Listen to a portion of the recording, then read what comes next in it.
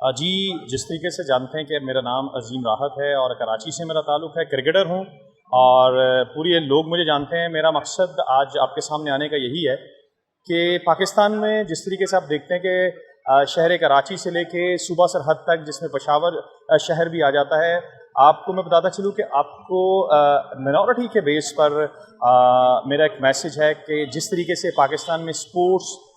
cricket, football, hockey और इसके साथ साथ तमाम स्पोर्ट्स में